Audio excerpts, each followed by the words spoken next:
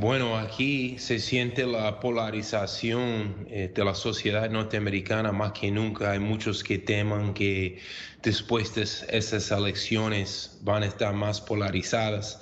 Hay muchos puntos centrales que se está debatiendo: el derecho de la mujer al aborto, la guerra subsidiaria contra Rusia a través de Ucrania, y el presupuesto que hasta ahora llega a 115 mil millones de dólares. Los demócratas, que fingen ser el partido de los trabajadores, ahí es que más han apoyado esa guerra subsidiaria. Entonces hay una cierta contradicción, porque son los republicanos que están cuestionando ese presupuesto de guerra. Entonces, de verdad, mañana lo que va a pasar en el Senado y lo que va a pasar en el Congreso, eso va a impactar mucho a esos dos puntos y muchos otros puntos, como la represión de votantes, específicamente en la Florida y en los estados del sur. Entonces, y hay muchos otros que ni siquiera quieren votar mañana porque aquí se siente una gran indiferencia o apatía política y una desilusión con esos dos partidos grandes. Esa apatía política, que ese término es muy importante. Apatía política juega un gran papel aquí. Hay muchos que no se sienten reflejados en los candidatos.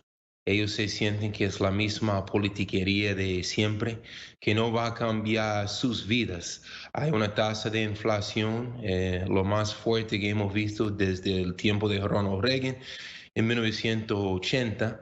Está ahora en más de 10% la tasa de inflación. En China, por ejemplo, para comparar, nada más llega a 2%. Estamos todavía viviendo una pandemia de drogas, de sobredosis, de opioides. Entonces hay grandes sectores de la población que ni siquiera están pensando en votar mañana. Mañana va a ser otro día, y gane quien gane, ellos sienten que el pueblo se está perdiendo. Hablemos también de los candidatos o de las posibilidades. ¿Hay algo nuevo en el panorama para que esa apatía vaya hacia abajo y den ganas de salir a votar y participar en el panorama político del país? Bueno, nosotros hemos visto la emergencia de la llamada caucus progresista, el grupo progresista en el Congreso, con Alexandria Ocasio-Cortez y Bernie Sanders, Ilhan Omar. Ellos escribieron una carta hace una semana en crítica de la guerra contra Ucrania y contra Rusia, pero fue una guerra, fue una carta con un tono bastante tibio. Ellos estaban recomendando sencillamente que había que tener también una estrategia diplomática. Y nada más por mencionar esa palabra diplomacia con Rusia, con el liderazgo ruso y Putin, ellos fueron atacados tanto por CNN y el New York Times, y que por Fox también. Entonces esos 30 senadores retiraron sus nombres y sus firmas. Y bueno, aquí hay una censura total. Cuando tiene que ver con la guerra, hay una satanización total de Putin, igual que hicieron con Saddam Hussein o con Osama Bin Laden, que justifique entonces ese presupuesto bélgico. Y hasta ahora no hay ningún político que está llamando a cuestionar todo eso, porque necesitamos dinero y grandes inversiones en nuestras escuelas, claro, en trabajos. Y cuando esos demócratas, entre comillas, progresistas, intentaron llevar ese discurso más a la izquierda, ellos fueron censurados y se echaron hacia atrás. Yo creo que eso explica por qué hay tanta indiferencia por parte de la población en mi país.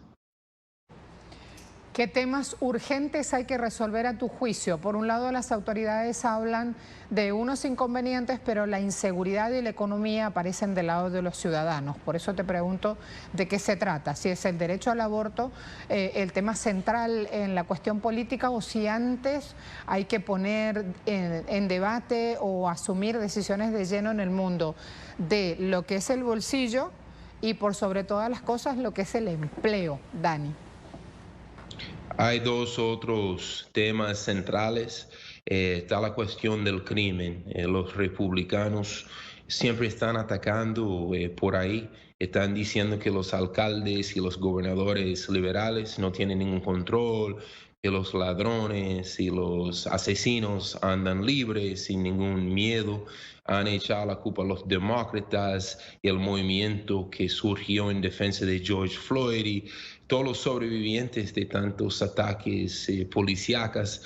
Bueno, las campañas de los republicanos, tanto en Pensilvania como Wyoming, como Arizona, en los estados que se está disputando, ellos dicen que los liberales no son bastante fuertes con el crimen y que los demócratas son responsables por el crimen. Entonces, sus campañas propagandísticas van por ahí.